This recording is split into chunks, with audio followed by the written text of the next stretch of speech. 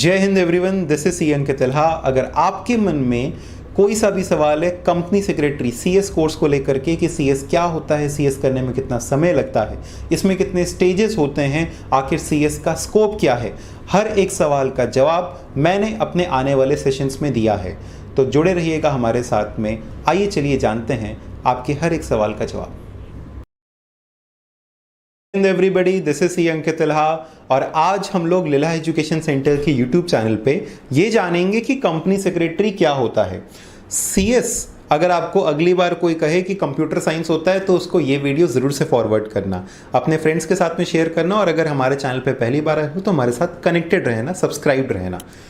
तो भाई सीएस क्या है, कंपनी सेक्रेटरी का मतलब क्या है, ये जान लेते हैं। तभी आप इस कोर्स को आगे हो सकता है ऑप्ट करने का सोचें, या हो सकता है आपने ऑप्ट कर रखा हो बट इसकी सही परिभाषा आपको न मालूम हो।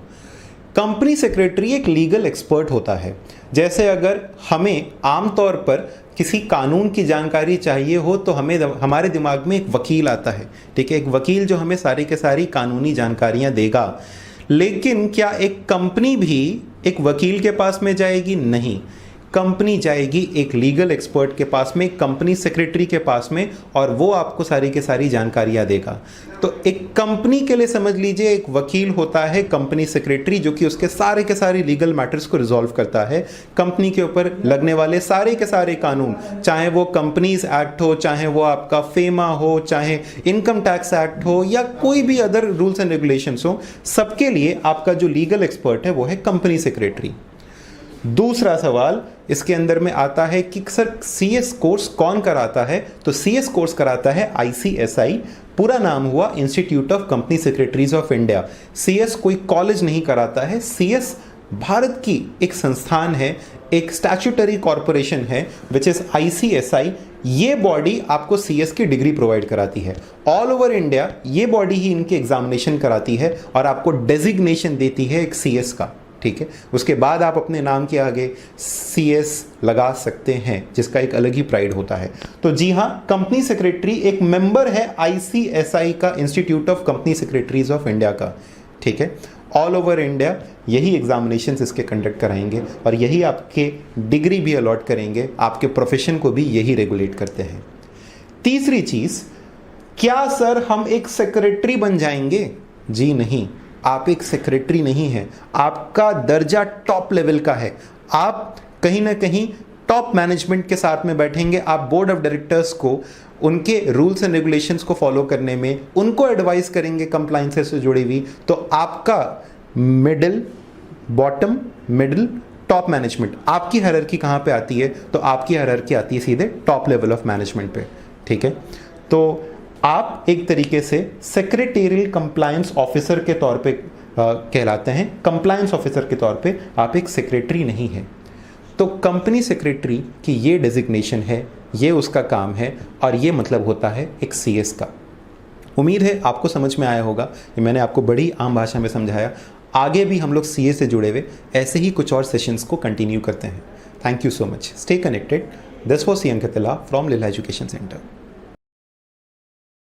जय हिंद everybody, this is C Ankit Tilha और आज लीला एजुकेशन सेंटर के चैनल पे हम आपको बताने वाले हैं कि स्टेजेस ऑफ सीएस क्या होते हैं और सीएस को कंप्लीट करने में कितना समय लगता है।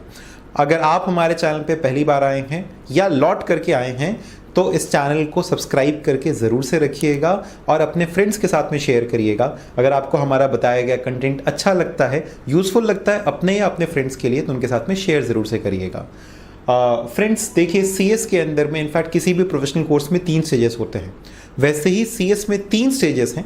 पहला स्टेज है CSEET, दूसरा स्टेज है CS एग्जीक्यूटिव और तीसरा स्टेज का नाम है CS प्रोफेशनल। CSEET का पूरा नाम हुआ company secretary executive entrance test, यानी दूसरे स्टेज का एक एंट्रेंस पहले स्टेज को बना दिया गया है। तो CSEET, एग्जीक्यूटिव, प्रोफेशनल, ये 3 स्टेजेस हो गए। CSEET लगभग 3 महीने का कोर्स होता है। साल भर में इसके 4 एग्जामिनेशंस होते हैं। इसको हम लोग और डिटेल आगे जा करके जानेंगे अपने आगे के सेशंस में कि हर एक स्टेज के अंदर में क्या क्या होता है।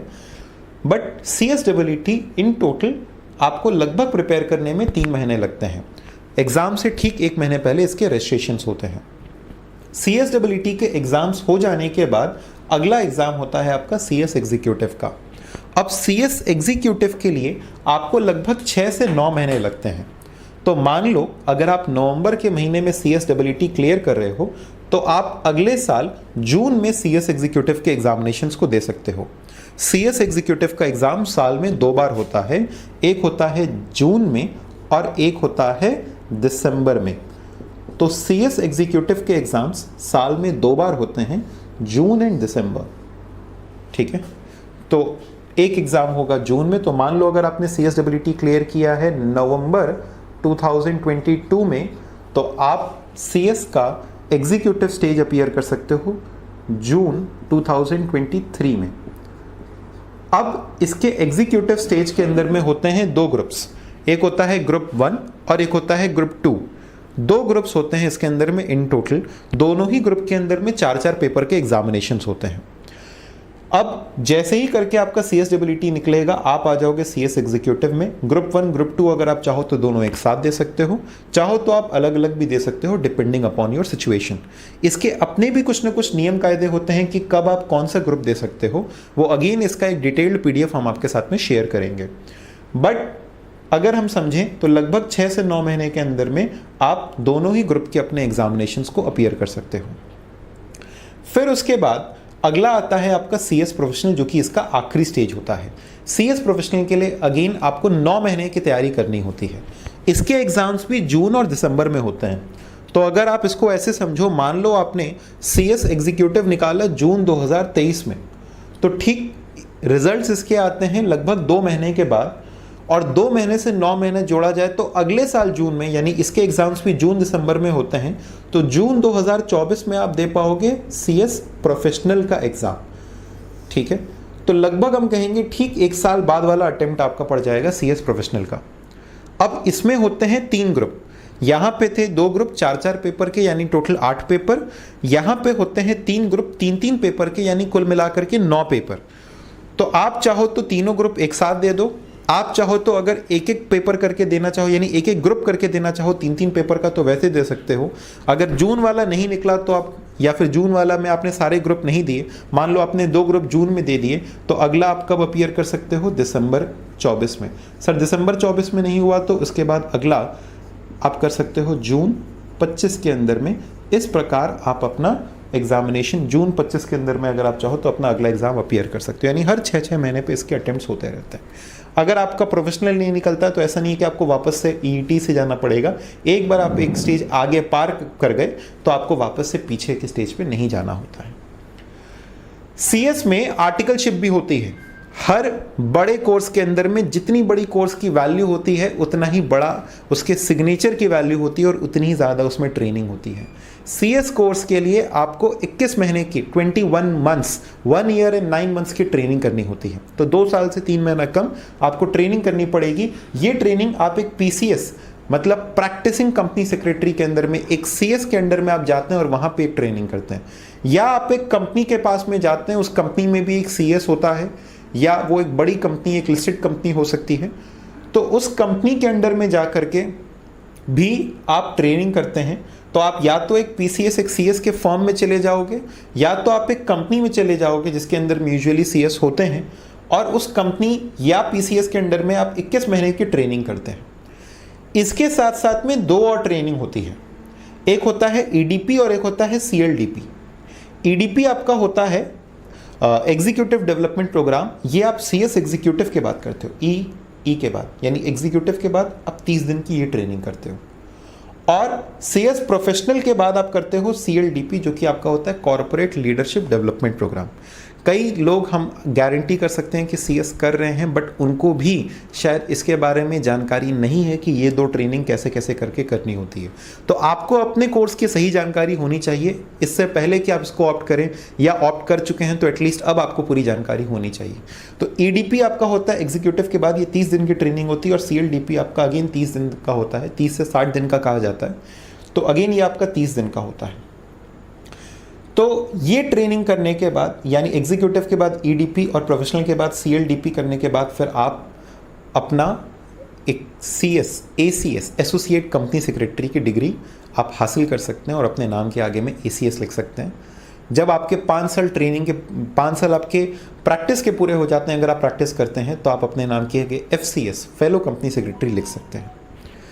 खैर, आर्टिकलशिप सर कब ज्वाइन करनी है? आप एग्जीक्यूटिव के बाद चाहो, प्रोफेशनल के बाद चाहो, एग्जीक्यूटिव के पहले चाहो, आप जब चाहें तब अपनी CS की आर्टिकलशिप को शुरू कर सकते हैं।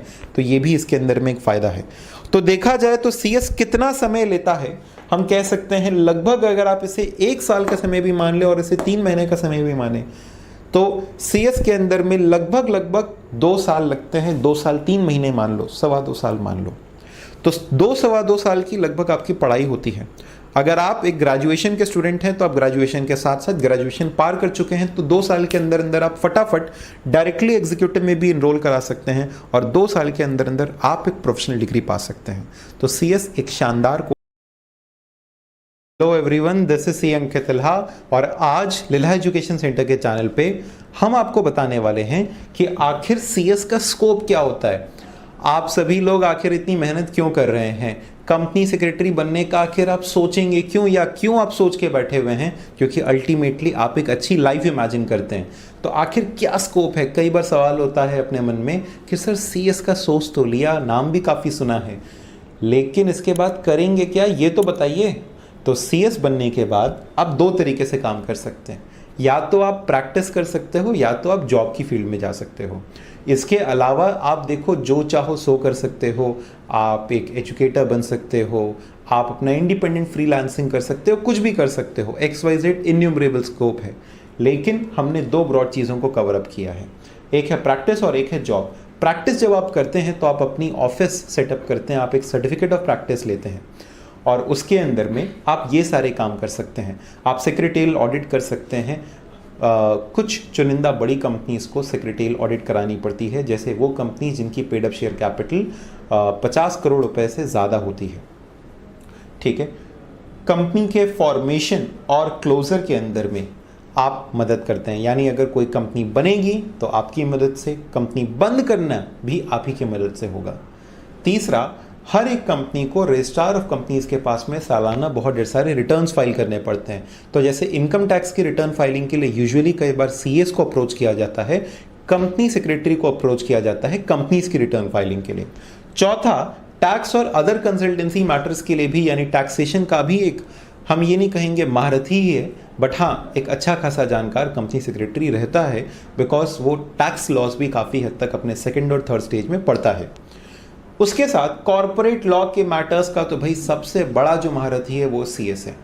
NCLT के बहुत ढेर सारे केसेस के अंदर जो हियरिंग होती है वो कंपनी सेक्रेटरीज करते हैं। लॉ फर्म्स एकदम कह सकते हैं कि काफ़ी हद तक डिपेंड करते हैं कि कंपनी सेक्रेटरी अगर इस केस को हैंडल करे या उनकी एडवाइजरी अगर उसके अंदर में रहे तो वो बेस्ट डिसीजन ले पाएंगे। तो कंपनी सेक्रेटरी का रोल एज अ प्रैक्टिस इन सभी मैटर्स में रहता है। जॉब के अंदर में वो कहाँ कहाँ जा सकता है, नौकरियाँ कहाँ कहाँ मिल सकती है। बैंक और गवर्नमेंट जॉब्स दोनों मिल सकते हैं। बैंक के अंदर में भी आपको शायद मालूम नहीं होगा, CA, CS, CMA तीनों के लिए डायरेक्ट वैकेंसीज आती हैं। आपको बहुत लंबे चौड़े एग्जामिनेशंस नहीं देने की ज़रूरत है। कॉरपोरेट्स, चाहे वो लिस्टेड कंपनियां हो या बड़ी अनलिस्टेड कंपनीज हों, हर एक कॉरपोरेट के अंदर में कंपनी सेक्रेटरी की ज़रूरत होती ही है। हर वो कंपनी जिसका पेड अप 10 करोड़ रुपए या उससे ज़्यादा होता है, उन कंपनीज को अपने यहाँ पे एक CS की हायरिंग करनी पड़ती है। उनके यहाँ पे एक whole time company secretary appointed रहता ही है।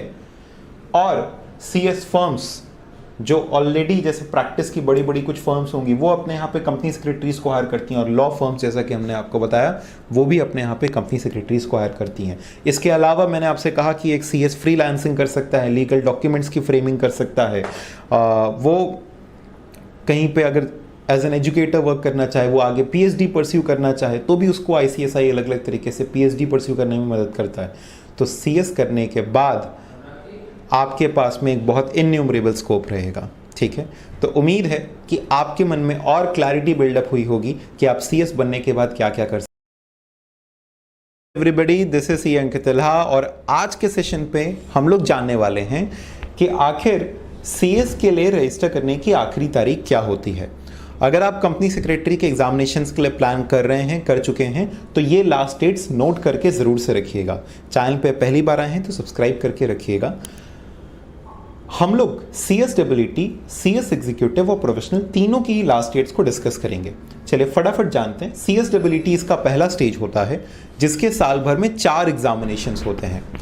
इसके लिए अगर आपको रजिस्टर करना है तो याद रखना है कि 1 महीना पहले आपको रजिस्टर करना पड़ेगा। यानी इसके साल के 4 एग्जामिनेशंस होते हैं, जनवरी, मई, जुलाई, नवंबर। तो अगर आपको रजिस्टर करना है CSEET के जनवरी एग्जाम्स के लिए, जो कि लगभग 10 या 12 जनवरी के अराउंड या 8 जनवरी के अराउंड होता है, तो इसके लिए आपको 15 दिसंबर तक अपने आप को रजिस्टर कराना होगा। वैसे ही मई के एग्जाम के लिए 15 अप्रैल, जुलाई के एग्जाम के लिए 15 जून और नवंबर के एग्जाम के लिए 15 अक्टूबर तक आपको अपने आप को रजिस्टर कराना होगा। ICSI के साइट पे जाकर के आप इसके लिए एक ऑनलाइन एप्लीकेशन करते हैं, एक ऑनलाइन डायरेक्ट एग्जाम फॉर्म भरते हैं। वैसे ही करके CS एग्जीक्यूटिव और CS प्रोफेशनल के लिए सेम ड्यू डेट्स होती हैं। अगर आप इनके एग्जामिनेशन को जून में या दिसंबर में अपीयर करना चाहते हैं तो इसके लिए याद रखिएगा 5 महीना और 7 महीना। अगर आप सिर्फ एक मॉड्यूल देना चाहते हैं, जैसे एग्जीक्यूटिव में 2 होता है, इसमें से अगर आप कोई एक देना चाहते हैं, इसमें 3 होता है, इसमें से अगर आप कोई एक देना चाहते हैं, प्रोफेशनल के 3 मॉड्यूल्स में से एक, तो आपको अपने आप को रजिस्टर कराना पड़ेगा पूरे 5 महीना पहले। यानी अगर आप सिर्फ एक सिंगल मॉड्यूल देना चाहते हैं तो कम से कम विदिन 5 मंथ्स आपको अपने रजिस्ट्रेशन फॉर्म्स को फिलअप कर लेना है। यानी अगर आप जून का एग्जाम देना चाहते हैं तो 31 जनवरी तक अपना रजिस्ट्रेशन करवा लीजिए, और अगर आप दिसंबर में एग्जामिनेशन देना चाहते हैं तो 31 जुलाई तक अपना रजिस्ट्रेशन करवा लीजिए। ठीक है। इसके बाद अगर आप सारे मॉड्यूल्स को अपीयर करना चाहते हैं, यानी तीनों मॉड्यूल को या 2 मॉड्यूल को अपीयर करना चाहते हैं, तो आपको 7 महीना पहले यानी दिसंबर के एग्जामिनेशन के लिए 31 मई तक और जून के एग्जामिनेशन के लिए 30 नवंबर तक आपको अपने आप को रजिस्टर कराना होता है। तो ये last dates for registration of CS examinations. ध्यान रखिए, कहीं किसी न किसी कोर्स को स्टार्ट करने से पहले इवैल्यूएट करना चाहते होंगे कि आखिर उसको करने में खर्च कितना आएगा। यकीन मानिए स्टूडेंट्स, CA हो या CS, ये कोर्सेज आपकी जेब के ऊपर में कोई बर्डन नहीं डालते हैं, दिमाग पे ज़रूर से बर्डन डालते हैं। ये मेहनत रिक्वायर करते हैं, पैसे ज़्यादा रिक्वायर नहीं करते। ये one of the most pocket friendly courses होते हैं। तो CS करने में कितना खर्चा आता है, याद रखिएगा कि ये पूरा का पूरा खर्च हमने मैक्सिमम से मैक्सिमम लिया है इन जनरल, जो कि हाईएस्ट लगता है।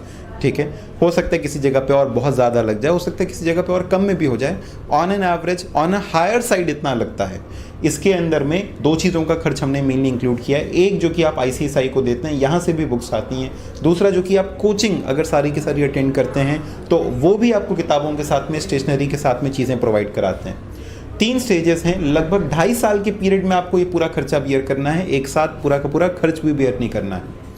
तो पहले स्टेज में मात्र आपको 1000 रुपये का रजिस्ट्रेशन कराना पड़ता है और कोचिंग की फीस लगभग 10,000 रुपये होती है। दूसरे स्टेज में एग्जीक्यूटिव में 10,000 रुपये का रजिस्ट्रेशन होता है और लगभग कोचिंग की फीस 36,000 रुपये होती है। ये आपको बता दें, जैसे हमारे यहाँ पर ET और एग्जीक्यूटिव आप साथ में तैयारी करते हैं तो 36,000 रुपये में लगभग आपकी दोनों ही स्टेजेस की तैयारी हो जाती है। तो आप इसको और कम में भी कवर अप कर सकते हैं। CS प्रोफेशनल के अंदर में रजिस्ट्रेशन की फ़ीस 12,000 रुपये होती है और कोचिंग इन बुक्स का खर्चा जो है कुल मिला करके, आप कोचिंग सेंटर ही आपको बुक्स प्रोवाइड कराता है तो लगभग 40,000 रुपये में ये पूरा का पूरा हो जाता है, सारे सब्जेक्ट्स की अगर आप तैयारी करते हैं तब। तो अगर देखा जाए तो कुल मिला करके 23,000 प्लस 86,000। और अगर आप अपने ट्रेनिंग्स वगैरह भी अटेंड करते हैं, जैसे एग्जीक्यूटिव के बाद आपको एक ट्रेन करनी होती है, हमने अपने पीछे के सेशंस में गाइड किया, EDP, CLDP अलग अलग प्रकार की ट्रेनिंग होती है, तो हमने उसका लगभग खर्च 20,000 लिखा है, उससे थोड़ा ज़्यादा भी इसके अंदर में लग सकता है। एक अप्रॉक्स खर्चा अगर माना जाए तो 1,29,000 लगभग लगता है आपका CS कंप्लीट करने के अंदर में। इसके अंदर में याद रखिएगा, अब और भी कोई हिडन कॉस्ट नहीं है। हाँ, एग्ज़ाम फीस आप ज़रूर से भर सकते हैं, एग्जामिनेशन फीस के आप 3-4-5,000 रुपये जोड़ लीजिए, बाकी और कोई भी इसके अंदर में हिडन कॉस्ट नहीं है। तो अगर आपसे लगभग पूछा जाए कि 2.5 साल के अंदर में कितना लगेगा, तो आप 1,30,000 1,35,000 रुपये तक मान सकते हैं कि 2.5 साल के पीरियड में लगता है, वो भी एक साथ नहीं। जैसे जैसे आप एडवांस करते जाएंगे वैसे वैसे लगेगा। अब इसमें आप अपने पढ़ाई के दौरान में ही कमाना भी शुरू कर सकते हैं। आप ज्वाइन कर सकते हैं अपनी आर्टिकलशिप, जिसमें लगभग 3 से 5,000, तो हमने एक एवरेज ले लिया है 4,000 रुपये तक का। 21 महीने की ट्रेनिंग होती है जिसमें कि आप 84,000 रुपीज़ तक टोटल कमा भी सकते हैं। तो अगर इसकी नेट कॉस्टिंग देखी जाए तो नेट कॉस्टिंग इसकी अराउंड 1,29,000 - 84,000 केवल और केवल 45,000 आएगी। लेकिन अगर आप इस टोटल कॉस्ट को भी बियर करना है और इसको भी अगर आप लेकर के चलें तो एक इतने बड़े और इतने शानदार कोर्स के लिए, एक हाई लेवल ऑफ एजुकेशन के लिए सारी चीज़ों का खर्चा इंक्लूड करके ये एक बहुत ही मिनिमल कॉस्ट है जो कि आपको बियर करनी पड़ती है। उम्मीद है ये सेशन आपके लिए यूज़फुल रहा होगा ताकि आप सही तरीके से प्लान कर सकें। और भी कभी अगर आपको इसके अंदर में कोई गाइडेंस की ज़रूरत पड़ती है तो आप हमें कांटेक्ट कर सकते हैं, हमारे काउंसलर से बात कर सकते हैं, हमसे डायरेक्टली बात कर सकते हैं ऑन 9305907823। उम्मीद है ये सेशन आपके लिए यूज़फुल रहा होगा। जुड़े रहिएगा हमारे साथ।